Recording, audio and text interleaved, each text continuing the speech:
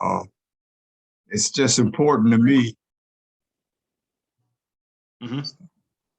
It's important to me to have family and friends. So it's just that's what's important. I spoke to a friend of mine the other day. Once a month, Jim and I talk. Jim Brown. Yep.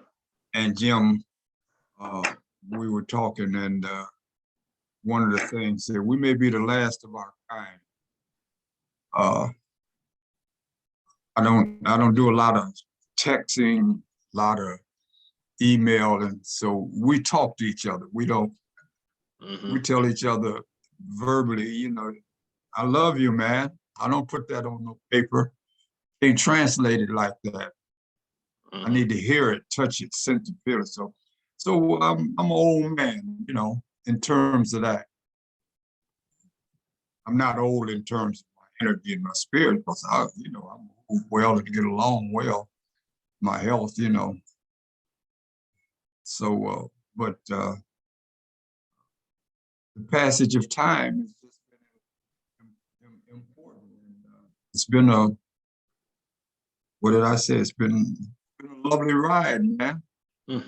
You know, it's been a lovely ride. I come through some stuff, so I'm like I said, I'm blessed.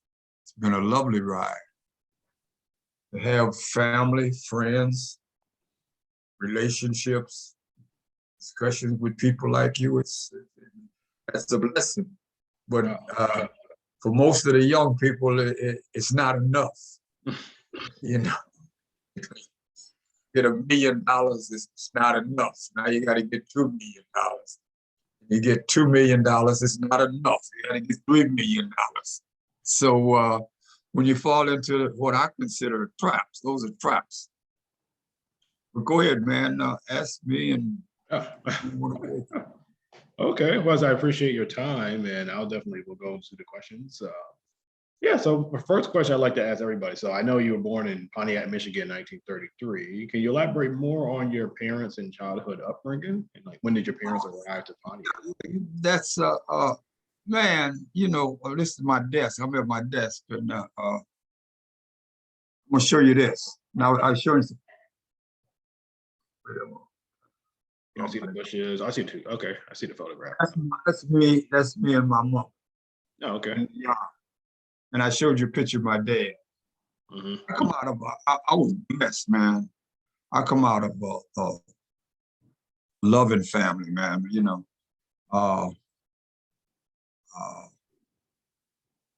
my mother used to say the same thing that my grandmother said. Oh man,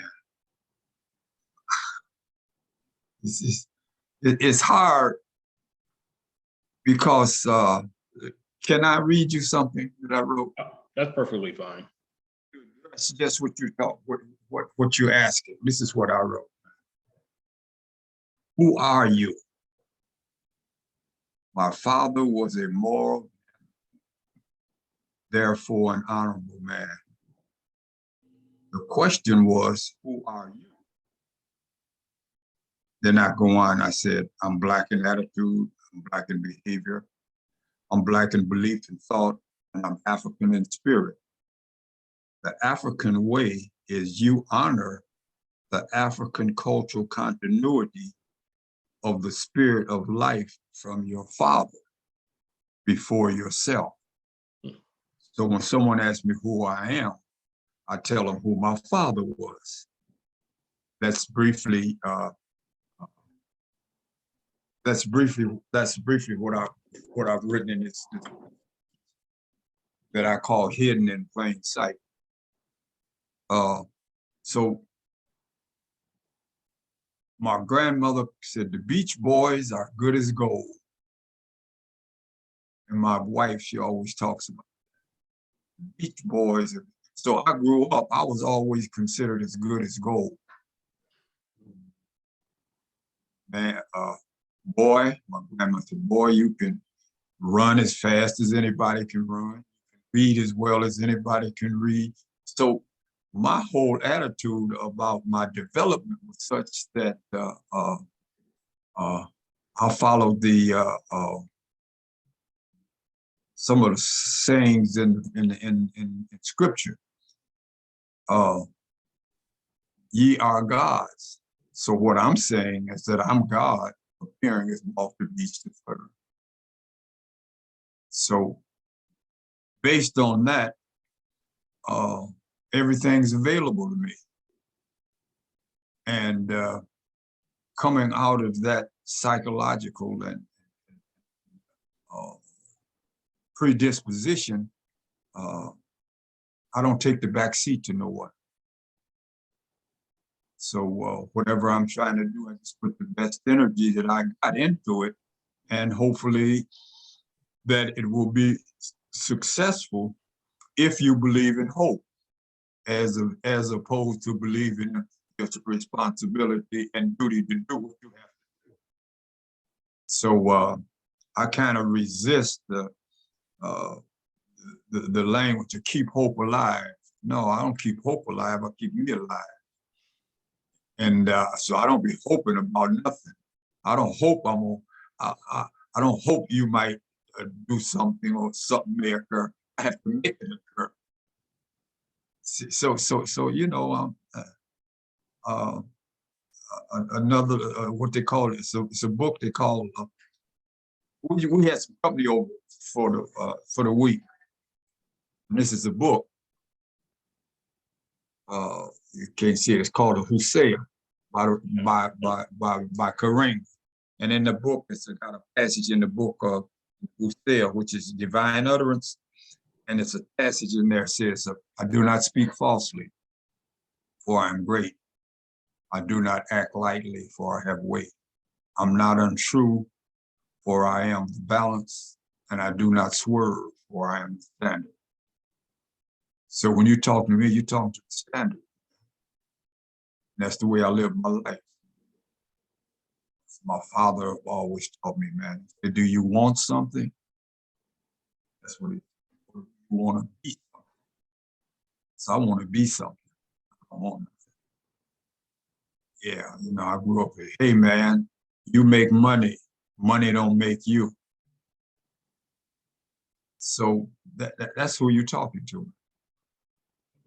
That's who you're talking to. So, you know, that's what I'm about, and that's what I'm about.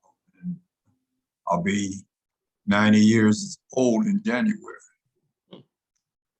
But I feel like I'm 21, you know, with the exception of the arthritis, man, in my knees, I'm cool. You know?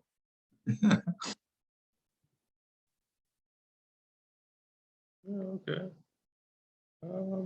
So wait, I was kind of curious, when did your family arrive to Pontiac? No, I was born and reared in Pontiac. My grandmother, I'm not certain when she came to Pontiac with my dad, but I was born there. Mm-hmm. My mother and my father. See, I'm not certain when they arrived. When they arrived at the, you know, person. But 1933, January 31st, that's when I popped on the scene in Pontiac. And come up in a family, man, where there's, like I said, a lot of family love. I was blessed because I come up in a community where I couldn't do any wrong in the presence of the people in my community. Now, I was no different than any of the other young men in the community, but if we stepped out of line, we knew about it. Little Beach, that's what they would call me because my father was a big Little Beach. You don't do that. Yeah, so it was a community of Black families who made you honor and respect each other. Now, I'm not saying there weren't no bad people in Pontiac, or no bad Black folks, But that's in every community. Respect and responsibility. Little Beach, you going to school, learning how to read. That's how I grew up, you know. So that's why I use it. I use the term love, and I don't have any problem with it. People love me in Pontiac, and I love them. Now I wasn't the only one they loved, you know, but I used to see it, and we see it all the time, man. Most of the young men that I grew up with, I can name the ones on one hand who were criminals, who did the cheating and the lying and the stealing. Most of them, the rest of us, or a large percentage of us, man, we finished high school and went on to college, you know. But I knew the dudes I knew the dudes who were doing all that other stuff. But it was just something that I didn't value. More than not valuing it, I think that there was a certain level. I was afraid that if I did something wrong, my old man, you know. So just the way I grew up, you know, hey man, you mess up, you go there's some consequences, you know. And so today, you know, kids don't have no consequences, man. I'll tell you a story. A friend of mine lived next door to me. It was a Samples family. They lived next door. 5 boys and 5 girls, right? And one of those named Herbert. And I saw Herbert, and I said, "Oh man, Herbert." I said, "Herbert, I saw his mother, Miss Sample, giving him a whipping, right?" I said, "Hey man," I said, "I saw your mother giving you a whipping." I said, "What you do?" He said, "I didn't do nothing." I said, "She ain't gonna whip you if you didn't do nothing." He said, "No." He said, "I didn't do anything." He said, "William," that's his brother. He said, "William disrespected Miss Sally. And Miss Sally told Mama it was me." She didn't know the difference between, you know, a year apart. So Mama gave me a whipping, but I couldn't tell Mama that it wasn't me, it was William. Then Mama would have said, "You saying Miss Sally's lying." So he said, "So I got to take his whipping because I don't want to say that Miss Sally don't know me from William." You know, it seems like it's simple, man, but that's the way we grew up. You know, man. Look, you get out of line with Miss Sally, you in trouble. You couldn't, you know. I stole a comic book in Doc Hayden's in the drugstore, Doc Hayden, black pharmacist. I stole a book, and as I was leaving the book, he said, "Little Beach." I said, "Yeah." He said, "Do you want to pay for that book, or do you want your father to pay for that book?" And I said, "Oh, no, no, man." He said, "Well, you know," he said, "You got it under your sweater." He said, "But you can pay for it, or your father can pay for it." I said, "Doc," I said, "please don't tell my father." You know? He said, "I promise you this. If you promise me you will not steal, I promise you I won't tell your father." So I said, "I'm never going to steal something." Like I said, I'll be 90 years old next year in January. I've never stolen anything since that time. But that's the kind of community I came out of. That's, you know, I'm very strong and affirming who I know myself to be. And I ain't trying to be, you know, I miss all that stuff. Be like Mike. Who's Mike? I know, you know, them the guys that, you know, he buys gym shoes, he play basketball, and he's a great basketball player. And they want me to be like him? No. But that's how our kids get caught off. Be like somebody else. No. You have to develop your own attitude of who you are and who you're responsible to, what you stand for. You know, I got right there in my library, man. I got the Paul Robeson's book, Here I Stand. Paul Robeson, he said, look, man, here I stand. Listen, I'm a man, it's what this is, y'all don't want me to be involved with communists.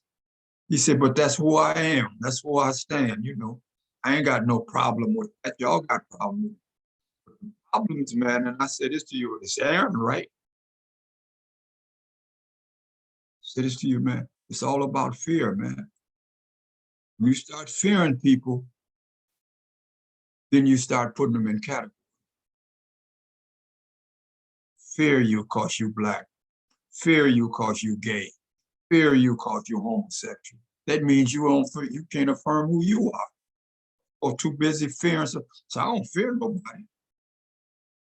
I don't have no negative attitudes about anybody other than when they manifest that as an individual.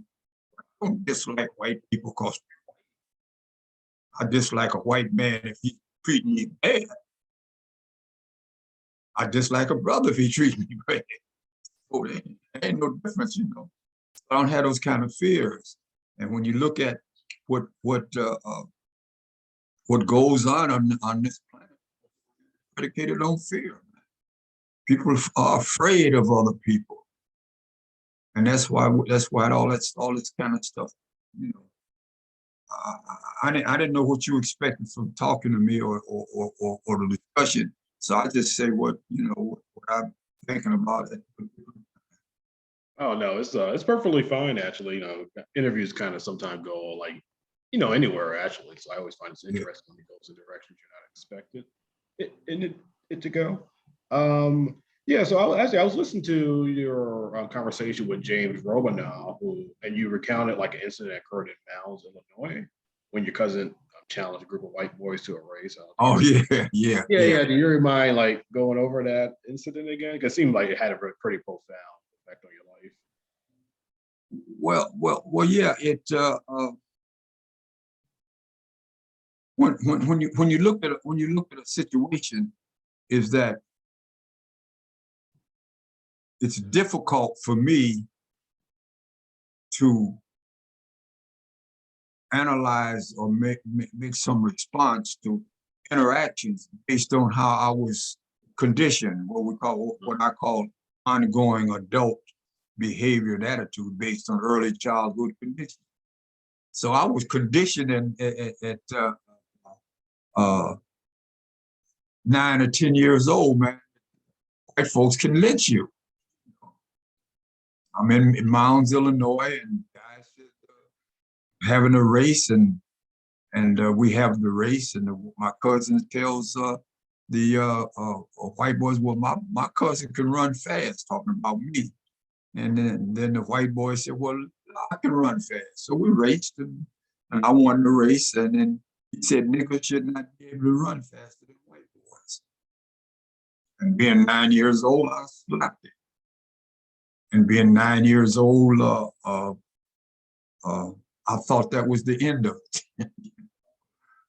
2 9-year-olds fighting, what's the big deal? So when I come home, my mother and my cousin asked me, said, well, did you get in some trouble today? I said, no, well, Well, the message had gotten out that I slapped the white boy. A little different than Will Smith and Chris. I'm just bringing some levity to it. So a mob of white people and clans was looking for me, and get through the mob with the clans. My mother had to put a dress on me, and we on the train and came. That's that experience, And I hadn't even thought about slapping until Will Smith. That's just something it got to get kind of funny on me. Maybe Will need to get a dress and put it on him so he don't get lynched. I'm sorry, man. I should have added that to it. Mm-hmm. Yeah, that's okay. It's okay. But and you gonna cut it and censor it. You maybe want to take some of that stuff out. That's interesting. So yeah, so I was wondering, yeah, one thing I know, so I did read the dissertation by Robert Bennett. That's Yeah, by Bennett, yeah, Bennett Bob. I III. talked to Bennett all. Okay, yeah, he does do like a little mini biography of each of you and Yeah, yeah, and I noticed like when I was reading about your life, I realized like race was just constantly followed you in college and like professional sports. So it's kind of like what type of impact did those various experiences have on you in your professional and personal life? yeah. I know Jim talks about that all the time. Well, he's the one that gave me that label, Doc. Jim Brown. He always say that. But anyway, I was much older. I was 30 years old when I went into the National Football League to play with the Browns. I wasn't right out of college or, right out of, I just wasn't young. I was 30 years old. So I'd been in the military, I'd been to Germany and everything. So my whole perspective of life was different than the young guys. And that makes sense. But why it keeps surfacing is that I did not create racism, but I got to respond to it. So my whole thing was when situations occur, and I'm gonna take you from junior high school to high school. In junior high school, in Pontiac, Michigan, at Washington Junior High School, I played football and ran track, and played basketball. In a little city, little junior high school in Pontiac. And in junior high school, playing football, white boys used to call me a nigger. All right? But my junior high school coach would always intervene and say, no, don't let that bother you. But it did bother me.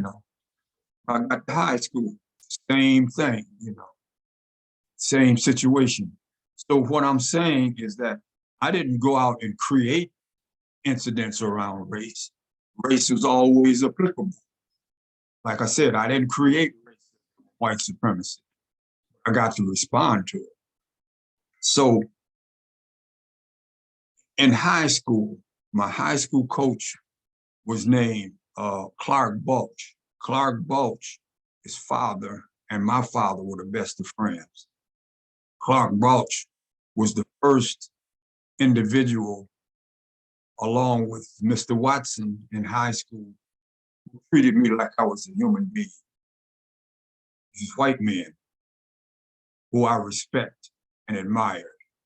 I got to college, Central Michigan University, same thing, racism.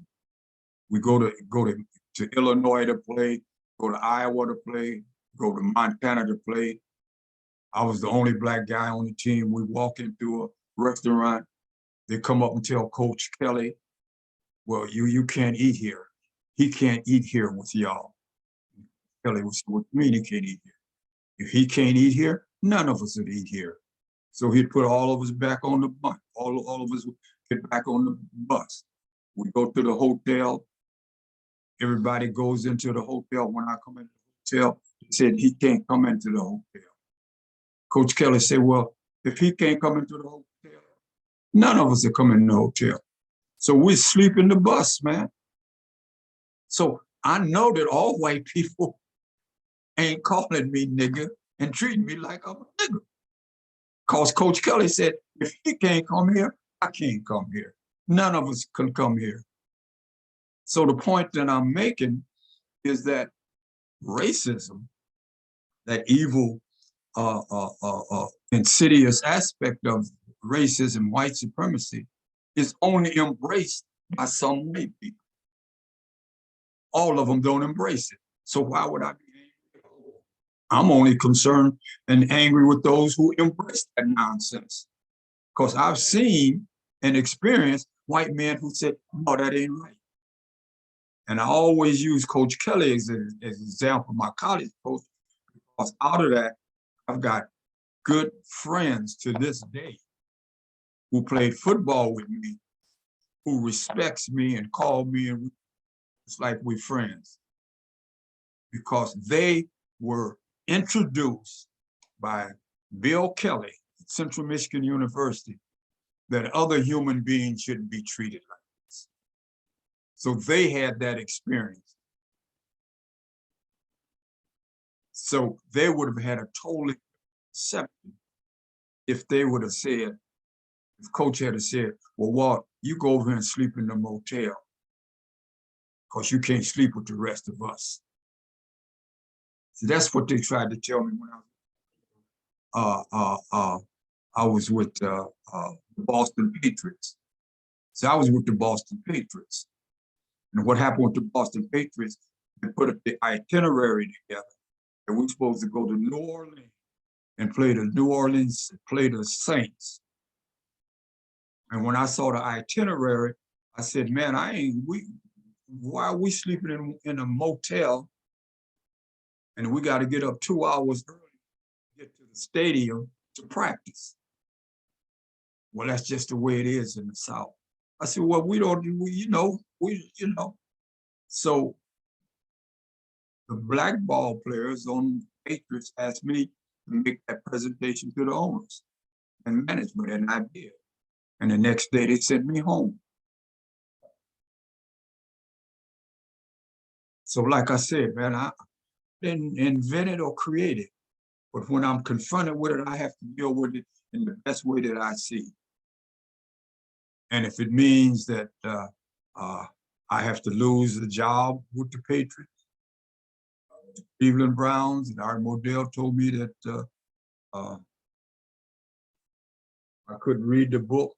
If you could see my library, I got all that whole wall for me. I'm an avid reader, Oh, you see, you can read the book. I said, why not? Message to the Black Man by the Honorable Elijah Muhammad. I'm not a Muslim. I don't embrace any of the superior religions. That's just me,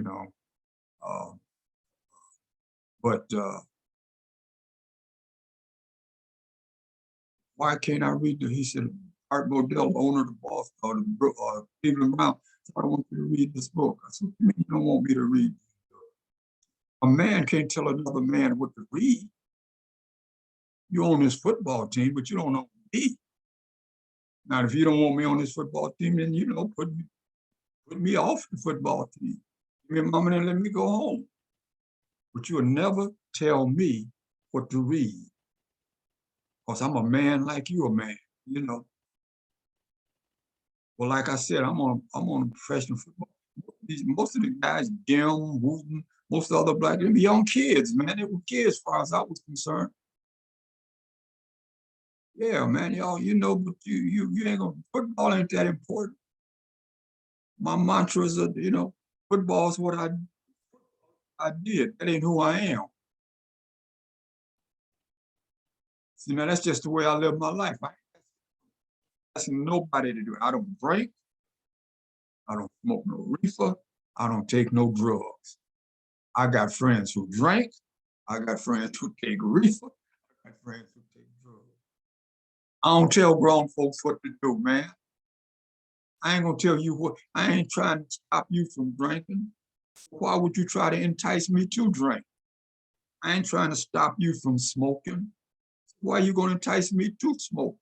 I'm letting you do what you want to do, then I should be permitted to do what I want to do. So that's all I'm saying is just, I go back to Paul Robeson. He said, "Here I stand." That's all I can live by, man. Is here I stand. Not you, not my son, not my wife, not my grandkids. I don't tell my sons, and they grown, and when they were growing up, I told them what rules I live by, But I ain't never told my son not to drink or to drink. I just say I don't drink. And if you want to drink, you just can't drink at this time, at your age, in this house. My wife will tell you about I heard my son one day say, I heard her say, well, you can't wear that shirt because I haven't washed and ironed that shirt. He was in high school. And I come out and I see him with the shirt on. I said, what you doing with the shirt on? I said, did your mother say you couldn't wear this shirt? He said, oh, it's my shirt. I said, she said you couldn't wear the shirt. So take it off. As he takes his shirt off, he throws it in my face. I beat his ass. Yeah, I beat his ass. And I said, look, man, get out of school today. Come here, pack your shit, and go somewhere else and leave. Because if your mother tell you something to do, and I tell you something to do, you're going to do it. If you don't want to do it, go out there. Find a place where you can do what you want to do. Go out in the world. Go out there, find you another place to live, somebody else to feed you. And then you know you do what you want to do. But if you stay in this house, whatever she tell you to do, whatever I tell you to do, you're going to do. And it's the way I was reared. And when I no longer wanted to do what my father and mother wanted me to do, I left. Because as long as I lived at 592 Wyoming Street in Pontiac, Michigan, whatever Walter Beach or Tranquilla Beach, I had to do. Wasn't no negotiations or no playtime or downtime. None of that stuff existed in my life. That's just the way I live. You can live in here as long as you want, as you do what I tell you to do. Because these are my rules. Go find a place where they got some different rules or no rules. Now I know the latter doesn't exist. Ain't no place where they ain't got no rules, you know. So you're gonna have to adjust to somebody's rules. So if you don't want to adjust to mine, go find out, you know. You get in that car every day, you get some rules, man. It's how fast you can drive this car. You drive this car beyond that, and you're subject to the ticket. But you can't drive this car as fast as you want to drive it because it's your car. Everybody got rules to live by, man. See, so when you start dealing with the reality of it, man, I'm just talking, man, but I don't mind sharing you my thoughts because you asked me to talk to you about my stuff. That's just the way I look at it, man. Yeah, it's okay. Well, I was kind of curious, what attracted you to Cleveland? Because I know you say of course, you got dismissed by the Patriots on that. And Yeah. So, yeah, what attracted you to Cleveland? Well, when I got drafted, when I initially drafted by the Giants, right? New York Giants drafted me. Pardon me. So I went to training camp and I was released by the Giants. And at the time that I got released by the Giants, Lou Saban, now you know his son is Nick Saban. He's the college coach, Saban.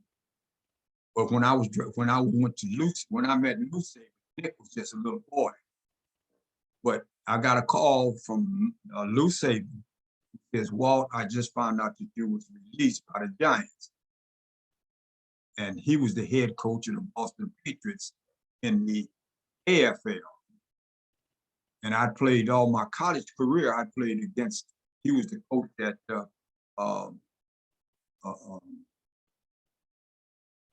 Illinois, Southern Illinois. And we were in that conference. So I played 4 years against him. He was the coach at the Boston Patriots. And he told me, he said, you come here, I got a job for you now. And I went there. He was the coach. And for 2 years, he was the head coach. And for 2 years, I played with the Patriots. The third year, when they got Mike Holloway, became the head coach, they fired Lou. And that's when that deal came up with the racism. And in my opinion, you know, Mike Holloway was a different human being than Lou Saban. I just thought Mike Holloway was racist. And I don't know where he is now, but that's just my opinion of it. It was a whole different aspect. He dealt with the black ball player a lot different than Lou did. But anyway, so when I left the Patriots after that deal, I sent out letters to all of the professional football teams in the National Football League. And I got a response back from Paul Brown. Paul Brown was the coach of the Cleveland Browns. So he sent me a contract and I responded to the contract. When I got to the Paul, when I got to Cleveland, Paul Brown was no longer the coach. It was Blanton Collier. So when I went in, Blanton Collier was the coach. That's how I got to Cleveland. I send my resume and all of my statistics, football statistics and information to all of the football. So I got a response back from Paul Brown or the Cleveland Browns. And that's how I got to Cleveland. And then when I got to Cleveland, I just did what I did to the flow of things. I don't know if you read my book or not. No, not yet. Well, in the book, that's when at training camp,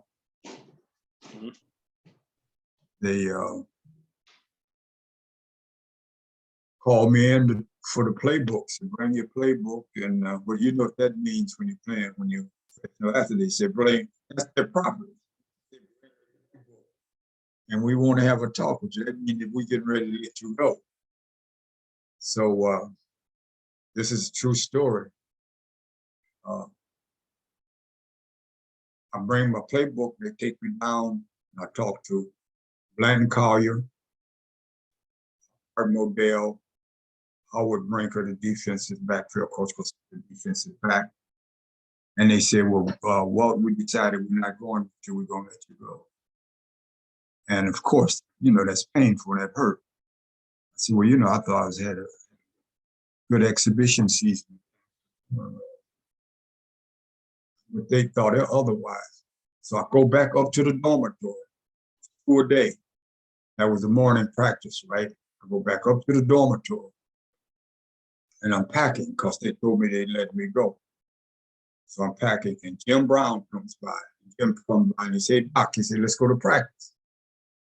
I said, Jim, they just placed me. So I'm not going. He said, oh, come on, man. He thought I was joking. I said, no, man, and I say to Jim, I say, you see, I'm packing my shit. That means I'm leaving, He said, oh, man, no. I said, wait here. He goes down, he comes back about half an hour later. He said, let's go to practice. I said, Jim, they put me on waivers, man. He said, let's go to practice. I said, Jim Brown takes me by my hand and pulls me out of the room. He said, come on, man, let's go to practice. He escorts me down to the practice. I get into the locker room. They're taking all of my stuff out, my shoulder pads, helmets, shoes, and the nameplate. It was an empty cubicle. When I get down there, I see them putting all of my stuff back into the. Then they put my name up there over the locker room, and I get dressed. Most difficult time in my life, man. Because the owners done told me, you're no longer on this team. And Jim done drove me down there. Said, come on, man, and stuff. We go out and do the calisthenics, and then you break up into your units. The offensive teams go here, defensive teams go there. Then when you get the defensive team, they call out the starting lineup. My first defensive team, they call the linemen out, they call the linebackers out, then they call the defensive backs out. They call the defensive backs out. They said Ross Fiegner, safety man. Larry Benz, safety man. Bernie Parrish, corner, right corner. Walter Beach, left corner. And I played for 3 years, man, never talked to owners again. Because Jim, they never came back to me or said anything. I just played, did what I was supposed to do and got paid, But that's privilege or power that some people got. And Jim used his privilege, man. And several years later, we were at an alumni dinner, and I asked Jim, I said, man, I said, it always bothered me, man, why they kept me on the team. And what did you say and what did you do for them to keep me on the team?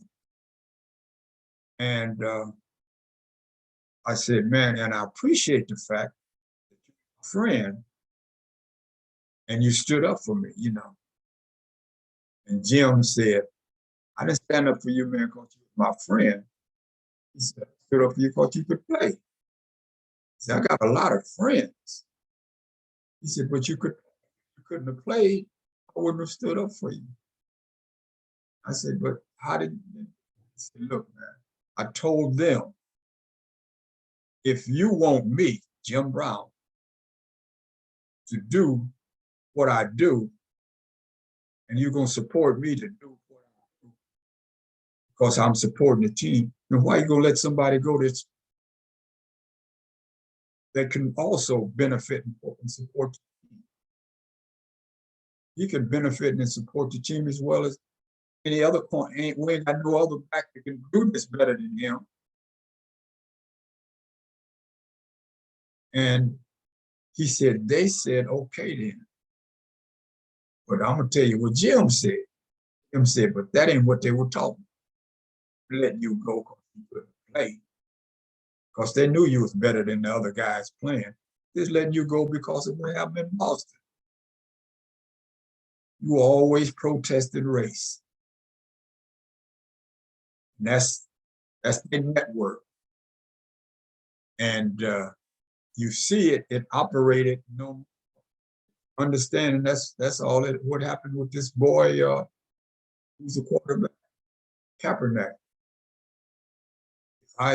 If Kaepernick's a bad boy and I accept him, then I'm going against the other team. So we don't want Kaepernick in here because each of the owners of the team, we support each other. We coalesce around each other. And if he has to be a tragedy or a victim, and that's what it is. That's the cause. So that's what goes on, man. And that's how I view all this.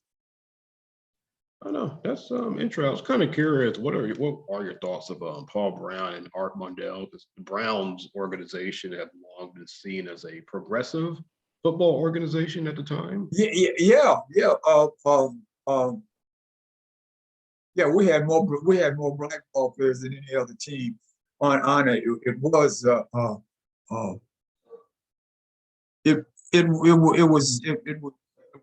don't know.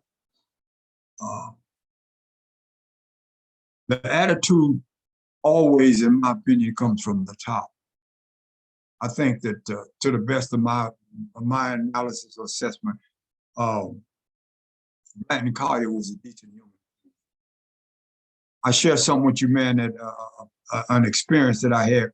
We played St. Louis Cardinals, and Sonny Randall called 2 touchdown passes over me, and I was very disappointed that that he called passes again. So at the end of the game, we won the game, by the way, which is another what you call it gives another dimension, another context. But I was sitting down after the shower and dressing, and coaches come by, and they congratulate everybody.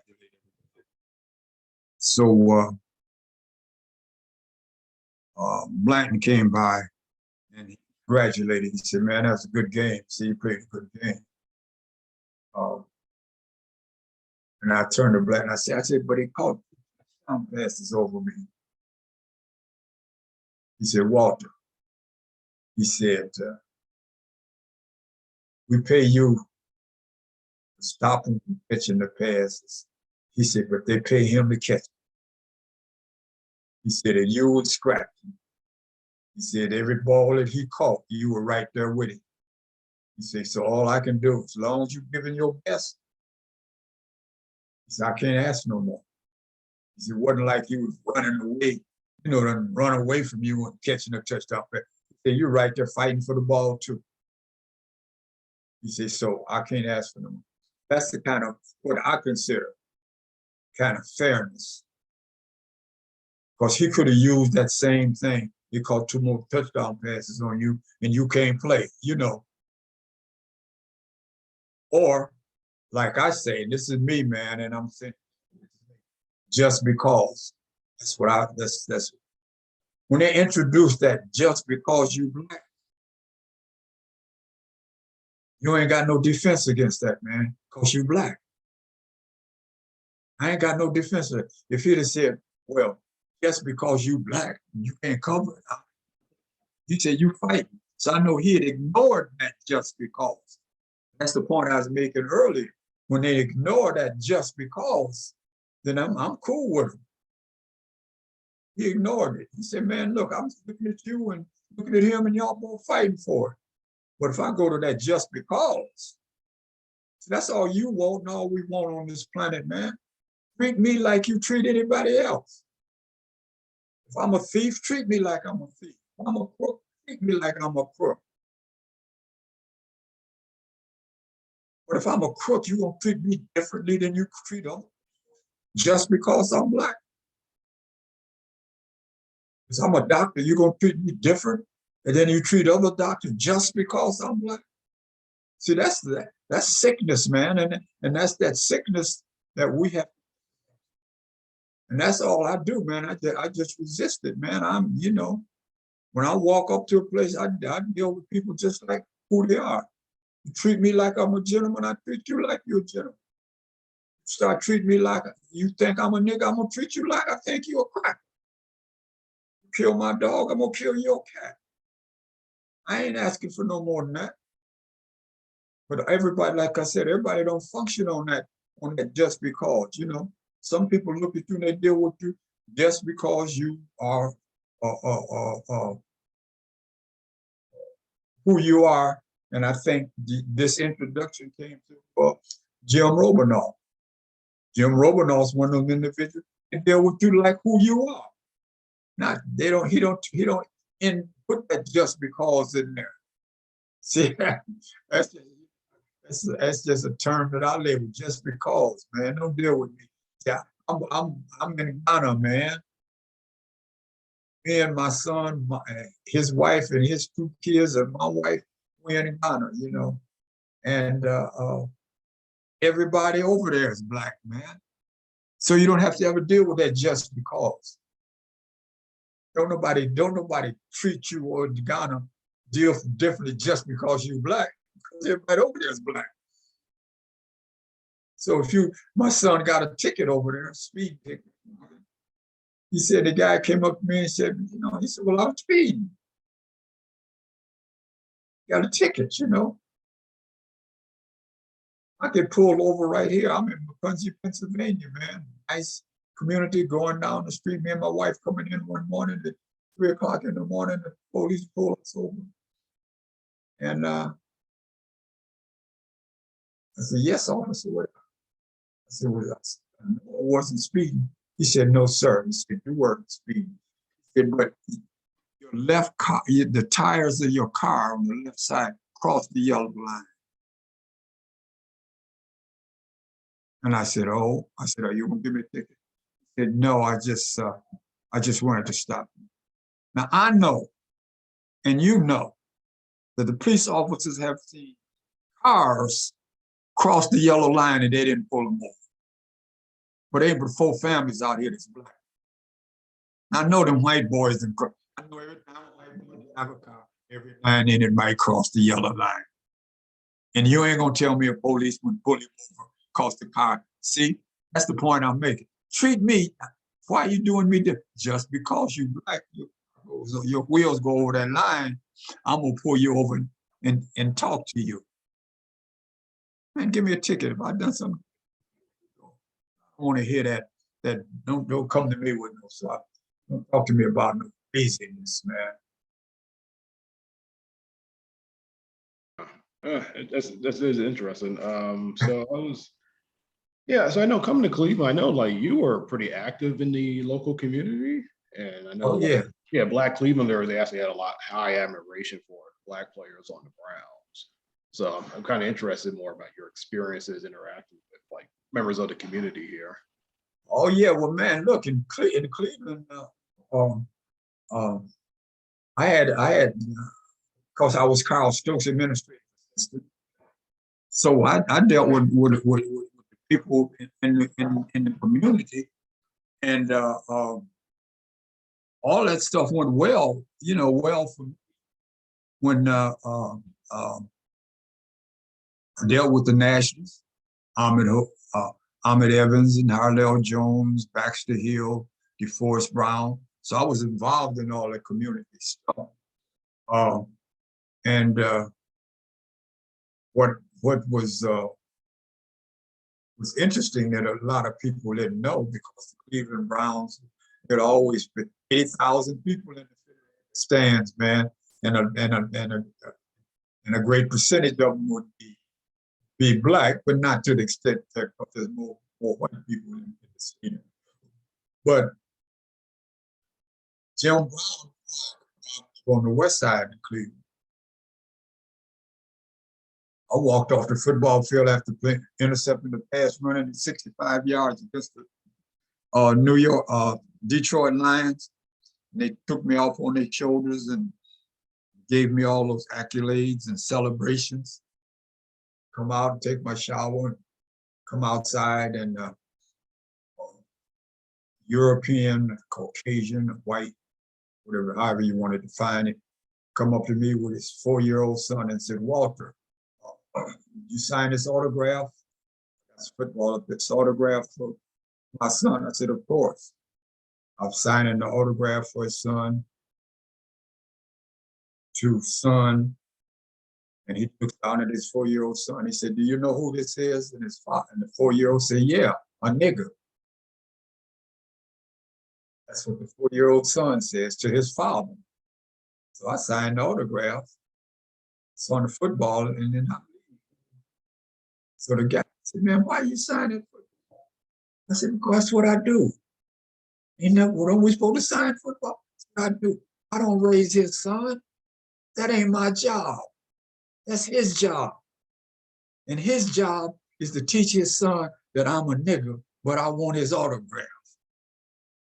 That's all I can make out of that, man. I can't tell his son, "Don't call me no nigger." He done raised that boy for 4 years, telling him who niggers are. So when we out here playing football, we don't think we niggers. Some of us don't think we niggers. Some of us think they just see us as football players. But that little boy knows you is how they see you, how they see me. You have to accept that or reject that. That's the reality of it. That's the reality, man. Got a son, same age his son is. I don't teach my son that. That's what he teaches his son. But you know the key to, I wasn't asking for his autograph. See, that's the whole key. I wasn't asking for his autograph because I ain't fascinated with what he's doing. Fascinated with all that stuff. He's fascinated by that. But that's all it is fascination. So when I see him, he asks me for my autograph, I know he's only fascinated with a football player. I know he don't give a damn about me. He don't care about no human being. All he's doing is addressing his fascination. See, so I can process that. So it ain't bothering me, man. Should I not sign that autograph? Or I was gonna stop signing it for the little boy?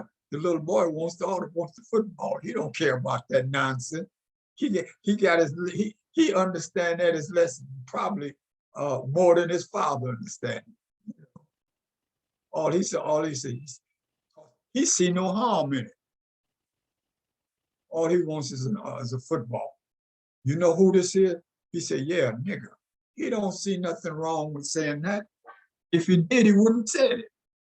He's just being honest. That's who you say he is. I don't know his name, you know. But so, man, when you process it and you look at it, it makes sense. It makes perfect sense, man. You just can't get trapped or tricked into it, you know. So I ain't trapped. I'm gonna not sign an autograph for a little kid that wants a football, man. Share something with you, man. It's just my thought. I'm gonna share something. When a 5-year-old, 4-year-old child gets hit by an automobile and the mother is black, a 4-year-old child gets killed and run over, and her mother is Chinese. And a 4-year-old child gets killed and run over, and the mother is white. A 4-year-old child gets run over, and the mother's white. How do the mothers respond? All of them respond by crying in sadness. Life is what it is. When you start adding that other stuff to it, it looks like this. Chinese mother cried, white mother cried, the black mother cried, German mother cried. They get involved in that bullshit that, well, I'm black. And that, see, life is what it is, man. Me and my wife was out yesterday and was coming in the car and it was raining. Everybody in Macungie, Pennsylvania was getting rained on. Rain didn't say, oh, I'm just gonna rain on y'all. See, life is what it is, man. In the world, the real world, man. When you look at it in the real world, it's easy to deal with, man. Because you don't get caught up and deal with all that nonsense, man. That stuff is nonsense, man. No, I definitely agree with that. No. Okay, yes, I'm gonna jump to the union, the Negro Industrial Economic Union.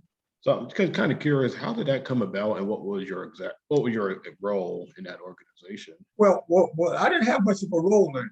I mean, Jim and Wooten, and I think Jim Shorter. But Jim Brown was dealing with the whole economic aspect of it, and he had hired some black college graduates in economics, and they put the union together, and it was to support black business. But like I said, I just knew about it, association with Jim and the Browns, but I was with Stokes, but it was more or less an organization to help develop black businesses. That was the Black Economic Union, you know. And of course, you know, it got involved in that whole thing with morphed into supporting Muhammad Ali and that aspect of it. But Jim was the real force behind that. Okay, that makes sense. In regard to the Ali thing, of course, I think that the summit is kind of a well-known event. Yeah. What was your opinion on Ali's position on Vietnam? Well, no, personally, I was personally in agreement with it, even though I had been in the military. I was in the United States Air Force before, like I said, before I came back from the Air Force, went to college and then played football. So I'd been in the Air Force. Now I think Jim had been in the military. Bobby Mitchell had been in the military. A couple of us had already been in the military. But you have to understand that when going into the military at a young age, it's different than when making some analysis or trying to deal with it. So Ali was addressing it in his religion as well as in politics. As close as I got to it, I was in the United States Air Force. I had a top secret clearance. I enciphered and deciphered messages. Had a cyanide capsule on my belt in case they overrun communication centers where we all had top secret clearances. We're supposed to bite down on the capsule, cyanide capsule, so that we wouldn't give up any secrets. I had a top secret clearance. I processed that early. For the 4 years I was in the Air Force, I never kept the cyanide capsule. Issue it, and I throw it away. And at the next, when they would come in, they'd ask me what a capsule was. I'd tell them I lost it, they'd give me another. But I knew my politics was probably a little different then. I knew that I was not going to kill myself and commit suicide for this country, or any other country for that matter, because that just wasn't my nature, just wasn't what I believed in. So I was as patriotic as I could be, but I wasn't going that far. I wasn't that patriotic. And Ali had taken a different position, but like I said, I was in agreement with it. And I think most of us was in agreement with it, you know, and supported his right to make that kind of determination about it, about his life, you know. That's the best I could do. Yeah, I was in agreement with Ali. I was in agreement with a lot of the things that the Nation of Islam was talking about. So, but like I said, I was not a Muslim. I've never been not a Muslim, but I agree with some things. You know, I'm not a Christian, but I agree with some things that's being said or done by Christianity. Nor am I a Buddhist. So, you know, I have an eclectic approach to all that.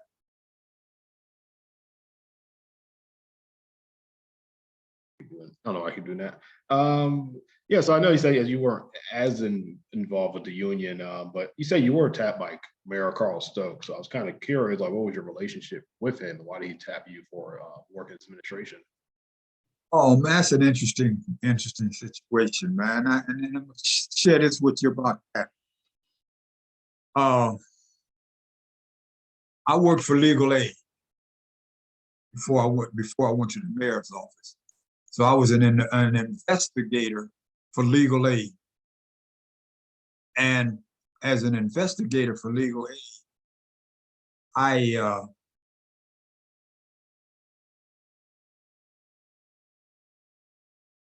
had to address the issues of the community. The nationalists, like I said, the nationalists with Harlell Jones, Ahmed, Forrest Brown, Baxter Hill.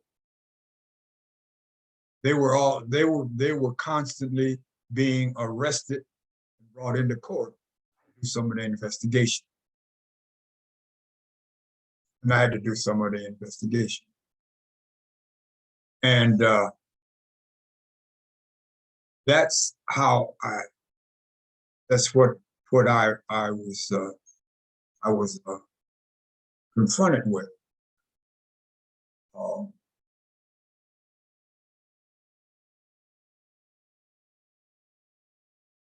Well, doing that, the nationalists and the movement was to support Carl to run for mayor. So Carl was calling on people in the community to support him. And, you know, the church and all the other things was. And then he also wanted support of the brothers. Not to riot, not to, you know, and he was going to do things, support him.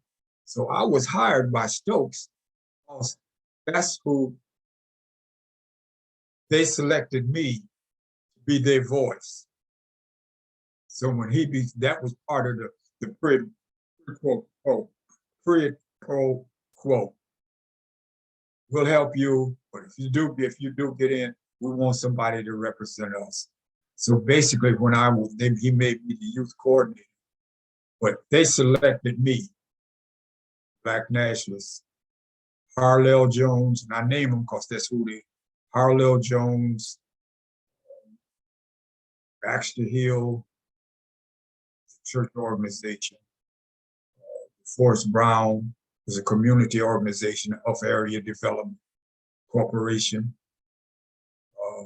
which was a community organization. So basically, people that I was working with legal aid promoted me into that job in terms of, if you become mayor, can we have some kind of representation? So that's so it wasn't me.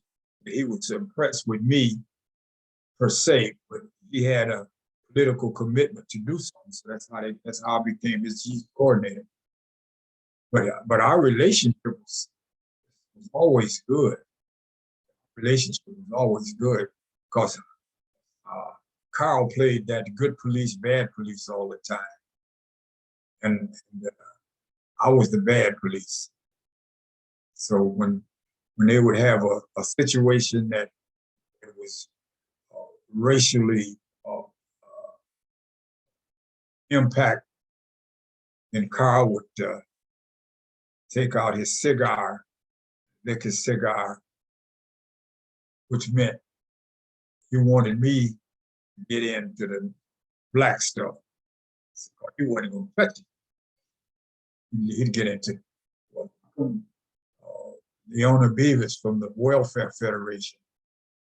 How come the Cleveland now, which I had a budget of $11 million, how come Cleveland now not going to give me some money? The Cleveland Welfare Federation. I didn't charge the money. So Carl's like a got a cigarette. So what answer that, you know? I said, well, we didn't give you any money for the Cleveland Now Foundation. I said, but you run all these summer camps. I said, and when I go around and visit the summer camp, black counselors in the summer camp. And her response was, well, we can't find qualified or competent black counselors. I said, well, where do you look?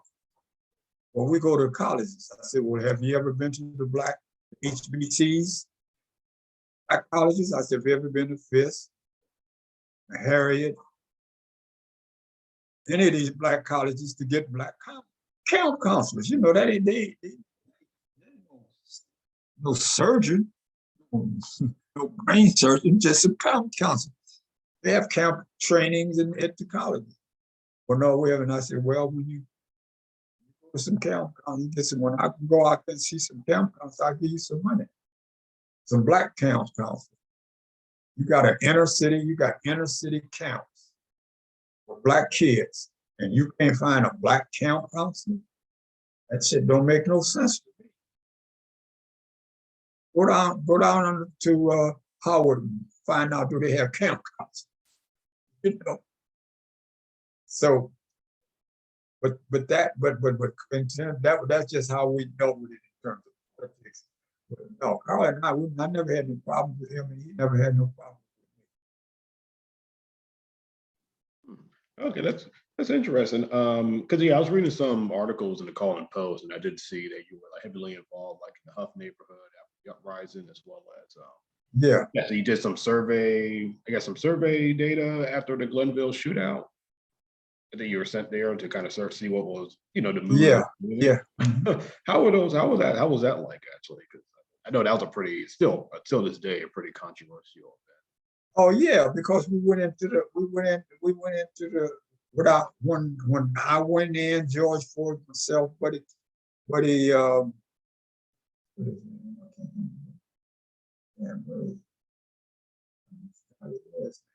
anyway, we went into the thing. The police was treating us like they treat black folks, man. We wasn't no criminals. I wasn't burning no buildings. I Who wasn't shooting at nobody. So we come out of that and we had the meeting. I voiced my opinion, and my opinion was I'm going back down in the Huff of Glenville where there's some white policemen. I said, so we should take the white policeman out. And that's what Carl did.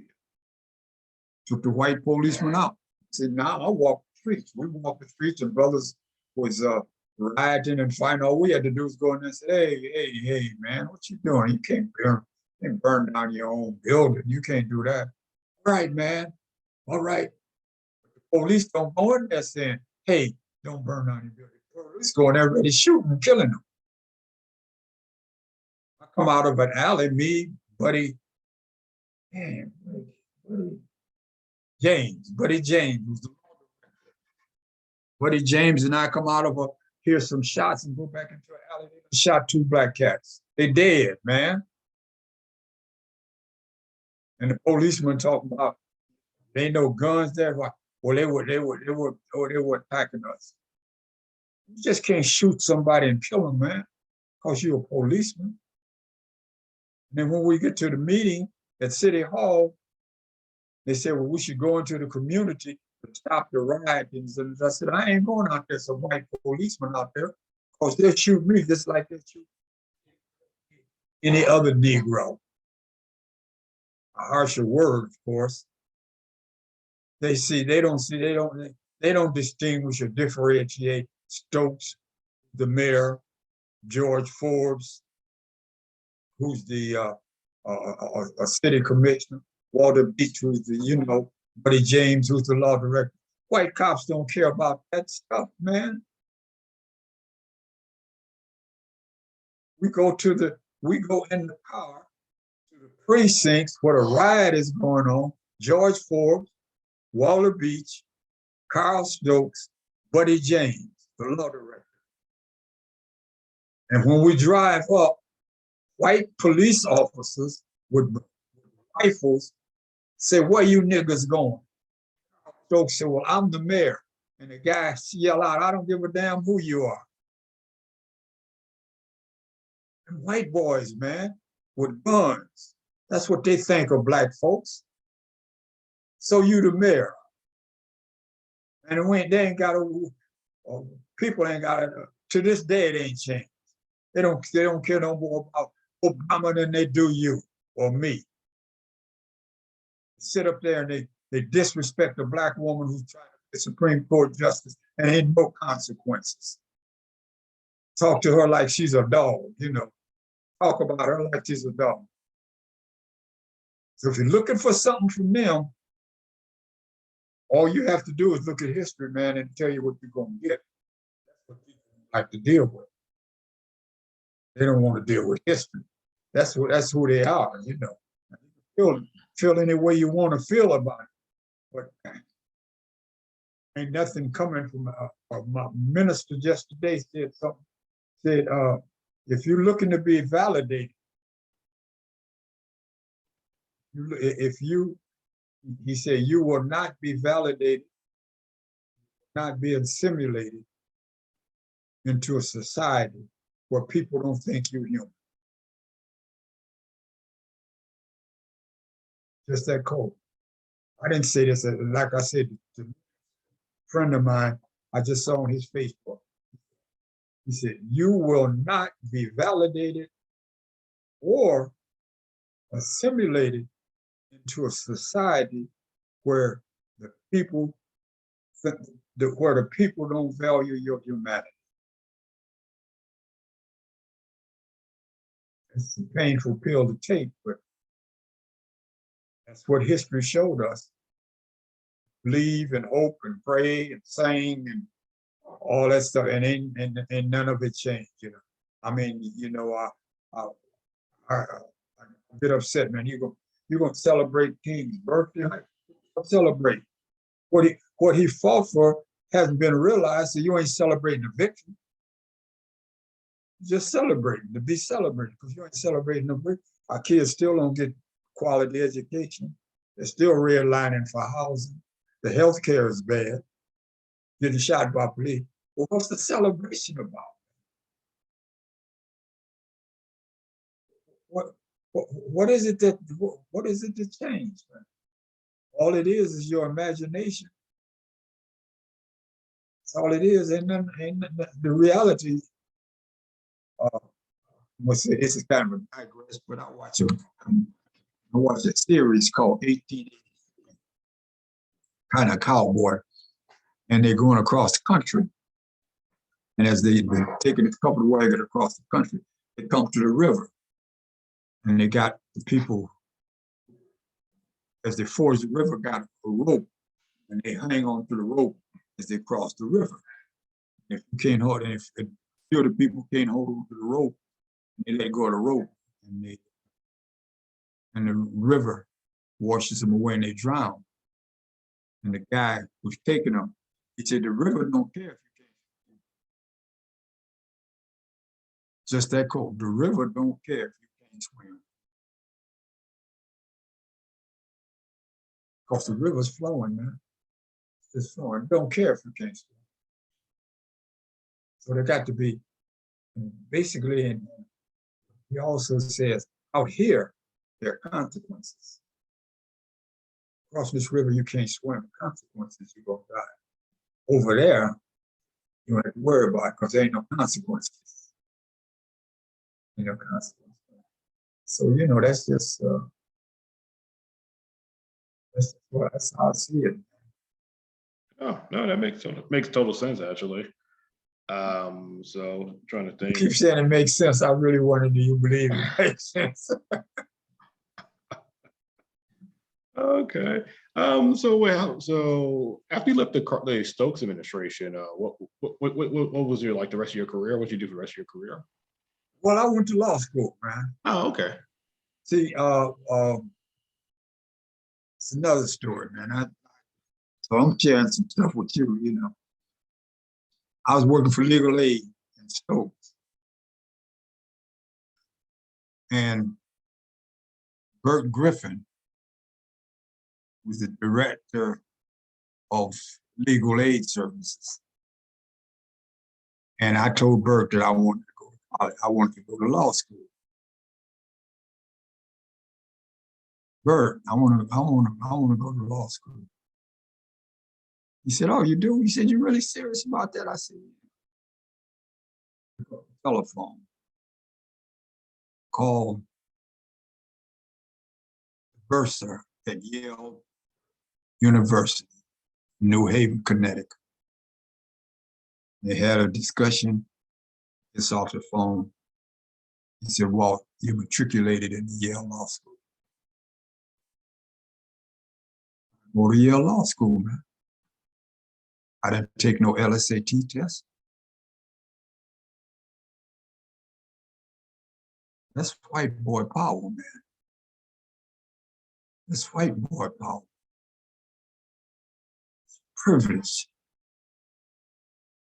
Pick up a telephone.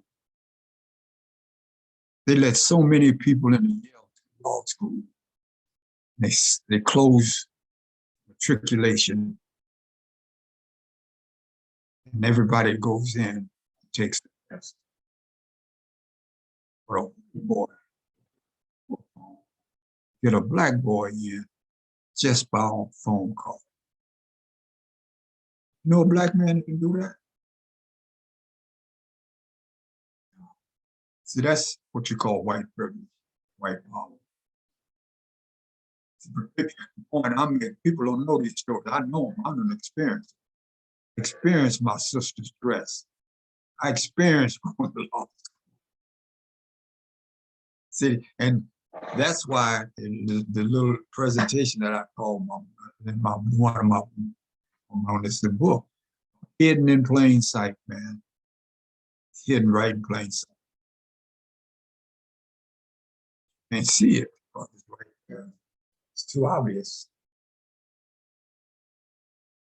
Look at this country, history of this country, from its foundation. Any law school student history of America and find one that had picked up a telephone and got him in the law.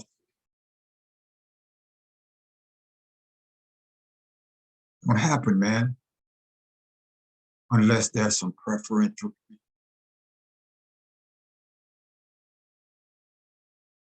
See, those are all of the kind of people want to be, people want ignored. And if you ignore it, all it is just put you in a little box and put you know. So, hey, man, like I said, I call it, it's been a lovely journey for me, man.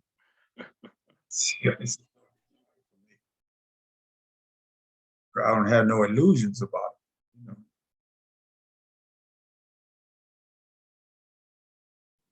know. Okay, that was yeah, that was actually mostly questions I had. There was something I was actually quite curious about that came up. So because after the Glenville shootout, that was considered like the death knell of the Stokes administration. So I Yeah. kind of wonder how was like the mood in the administration after that. Well, let me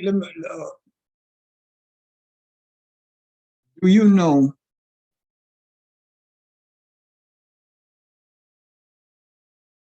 that the mood of the administration was more support for Carl in that administration and in that environment, but the powers to be outside of the administration is where the problem came in. And that's why Carl couldn't run for the next term. I think what they did is again that slick move that made him a NBC or CBS sport newscaster.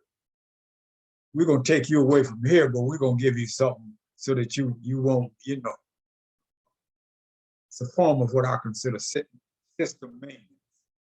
We're gonna bring somebody else in here to do this, but we got a role for you over there. And it met with his approval. And it wasn't a big deal, a big deal enough for him to stay committed to becoming the mayor. I guess he saw that as a promotion, to go on and do some other things. Lou went to Congress, and yeah, that's my best assessment of it. But I didn't have any particular. I saw no real great repercussions from the administrators in the administration. But it became something because the police department and they reacted negatively about it. Of course, they don't want they don't want nobody telling them what to do with their policemen. But it was the boldest move that's ever been made in this country. White policemen out of Black communities to save lives, not property. That's what they objected to. The police department objected to the destruction of property in riots. So when there's a riot, what you're really concerned about is the destruction of property. But what we tried to demonstrate, man, you should be concerned about human lives too. Because they weren't concerned about the lives. Yeah, okay, that's interesting. So my last question is, I was kind of curious about, can you talk about your life in recent years? Like, what have you been up to? Oh, yeah, well, like I said, I'm just retired, man, and enjoying life. Uh, um, Staying close to my family. My wife's, she's an attorney. She has some things. She's an entertainment lawyer, so she has some things that she's doing. In fact, she had an interview here at the house today, right before mine, because she's very active in the jazz community, and going to do some things in I think in Germany and in France, and I'll go up and spend some time with my son and my grandkids and my family, and while she's she's gonna do that. So like I said, man, I'm so happy and pleased that things go, it's going well for me, and my health is good.